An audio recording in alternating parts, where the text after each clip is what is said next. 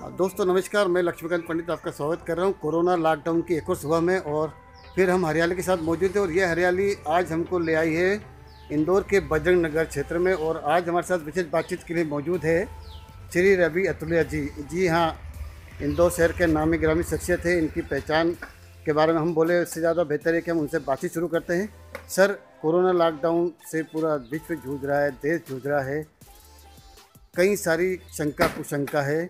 Corona के बाद विश्व की स्थिति क्या होगी, देश की स्थिति क्या होगी? नमस्कार। कोरोना ये जैसे अगर हम कहें कि केमिकल वेपन के रूप में हमारे ऊपर गिर पड़ा है, इसके आप मकसद समझ रहे हो कि मैं इसके पीछे क्या कहने चाह रहा हूँ। जी जी। कोरोना जो केमिकल वेपन के रूप में हम पे गिरा है और पूरे इंसानियत को इसने चपेट में ले लिया है। जी जी। भारत क्या, पूरे विश्व इसकी चपेट में है। और सबसे दुखद बात तो ये है कि हमारे पास इसका कोई इलाज भी नहीं है जी जी। सिवाय बचाव के। जी। और बचाव के लिए भी सब अपने अपने प्रयोग कर रहे हैं। जी कोई कहता है आयुर्वेद में इसका अच्छा इलाज है, कोई कहता है इसमें है, कोई कहता है उसमें। लेकिन सच्चाई ये है जी। कि अभी तक हमारे पास इसका कोई परफेक्ट इलाज नहीं है, ना इसका कोई परफेक्ट टीका है। जी। बस अनुमान के आधार पर हम इस बात को समझे चले जा रहे हैं और बहुत सारी सलाहें मिल रही हैं। अब दूसरी बात ये कहूँ कि कोरोना के बारे में जो मैं कहना चाहता हूँ वो ये है कि इलाज तो हमारे पास नहीं है जी। लेकिन इससे हम बचें कैसे। जैसे कहते हैं ना कि साहब, जी जी। अगर बाहर गोलियां चल रही हों हम्म। तो हम सुरक्षित कहें कि जब हम किसी आड़ में रहेंगे, जी किसी मकान के अंदर रहेंगे, तब शायद उन गोलियों से बच सकते हैं। यही फार्मूला हमारे इस कोरोना के ऊपर भी लागू हो रहा है, जी। जो हमारे देश में अपनाया गया। जी जी। दूसरे देशों में इसे बाद में समझ में आया, लेकिन हमारे देश में इस बात को तत्काल समझ लिया गया। और शायद इसलिए समझ लिया कि हमारे यहाँ जब पहले चेचक की बीमारी होती थी जी। या टीबी होती थी तो उस पेशेंट को हम बिल्कुल अपने घर के एक अलग कमरे में कर देते थे, उसके खाने पीने का सामान बिल्कुल अलग कर देते थे। जी। उससे हम दूर नहीं होते थे, लेकिन वो बीमारी उसकी किसी परिवार के अन्य सदस्य को ना पहुँचे, जी। इसके लिए उससे हम अलग कर देते थे। तो हमारे देश में हमारे प्रधानमंत्री महोदय द्वारा शायद यही एक अपनाया गया तरीका कि हम लॉकडाउन की स्थिति में चले जाएं और लॉकडाउन में हम अपने घरों में मौजूद रहें। जी। सच बात तो ये है कि लॉकडाउन और सोशल डिस्टेंसिंग की जो बात आई है, तो लॉकडाउन के बारे में जो मेरा सोच है अभी तक, मैं सोचता हूँ कि बहुत बढ़िया उपाय है। अगर हम बाजार में घूमते हैं, लोगों से मिलते हैं, मिलते जुलते रहते हैं, तो कौन इससे पीड़ित है और किसको वो इफेक्टेड कर रहा है ये पता नहीं चल पाता। जी। लेकिन अगर हम घर के अंदर हैं और हम बीमार हैं, जी जी। तो होगा क्या कि अगर मैं बीमार हूं तो मैं अपने परिवार के उतने 4-5 सदस्यों को ही उस रोग को दे पाऊंगा। जी जी। ना कि अगर मैं भीड़ में चला जाता तो जाने जी। कितनों को लग जाता और उनके पता नहीं चलता कौन कौन मेरे संपर्क में थे, ना मुझे याद है। जी जी। लेकिन घर के अंदर मैं हूँ तो सरकार को ये पता है कि हाँ, इस परिवार के 5 लोग ही इस बीमारी से पीड़ित हैं, बाकी नहीं। तो इस तरह से क्या है कि हम इस बीमारी को काफ़ी हद तक रोक पाते हैं और हम रोक रहे हैं। Social distancing is the best remedy the against war of the corona.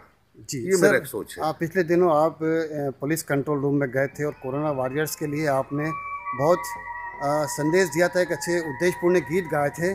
आज हमारे दर्शक जो आपको देख रहे हैं, जो आपसे प्रेरणा पाते हैं, जो आपकी सलाह मानते हैं, उनके लिए, और जो कोरोना वॉरियर्स जो अस्पतालों में हैं, नर्स के रूप में काम कर रहे हैं, डॉक्टर के रूप में काम कर रहे हैं, पुलिसकर्मी के रूप में काम कर रहे हैं, उनके लिए कोई 2 पंक्तियाँ आप गुनगुनाना चाहें? एक चीज़ बता दूं, जी ये जिन सभी लोगों के नाम लिए हैं जो इस कोरोना वार में जी। अपने एक युद्ध में जो सैनिक होते हैं वो उस भूमिका में हैं। जी जी। आप और हम अगर घर में सुरक्षित हैं जी तो उसकी वजह यह है कि ये लोग अपनी जान जोखिम में डालकर फील्ड पर हैं। जी जी। ये वो लोग हैं जो पीड़ितों को इलाज कर रहे हैं। ये वो लोग हैं कि जो कोरोना से ग्रसित हैं, कोरोना से जो एक रोग फैलने वाला रोग है, उन रोगियों की सेवा करके उनको ठीक करने में लगे हुए हैं। और इस काम में वो लोग भी पीड़ित हो चुके हैं। जैसे कि अभी कल की खबर थी कि अर्पण नर्सिंग होम के 2 डॉक्टर्स में पीड़ित हो गए। जी हाँ। मतलब ये है कि ये स्टाफ भी बच नहीं पा रहा कोरोना आज की से। एक सुबह की रिपोर्ट आपको मैं बताना चाहूँगा, किसी समाचार पत्र में है कि इंदौर में ही 30 पुलिसकर्मी इससे शिकार हुए हैं। मतलब कि ये दायरा पुलिसकर्मी तक भी आया। अब मान सकते हैं कि कितनी सेवा दे रहे हैं। देखिए, अब आपको फिर बताना चाहूँगा, आपने जिक्र किया कि पिछले दिनों मैं कंट्रोल रूम में जाके मैंने पुलिसकर्मियों को मनोबल बढ़ाने के लिए गाना गाया। आपको सच बताता हूँ मैं, उसके लिए मुझे अपने परिवार के सदस्यों का कितना विरोध झेलना पड़ा, कितनी जिद करके मैं घर से बाहर निकला हूँ। और उसका परिणाम आज ये है कि मेरे जो 3 बेटी दामाद हैं उनमें से 2 बेटी दामाद आज भी मुझसे इसलिए बात नहीं कर रहे हैं कि मैंने उनकी बात को नहीं माना। ये इसकी वजह सीधी सीधी ये है कि वो मेरे बेटी दामाद मुझसे प्रेम करते थे, वो नहीं चाहते थे कि मैं 66 साल की उम्र में घर से बाहर निकलूं और कोरोना से अफेक्टेड हो जाऊं। ये शंका संभावना थी।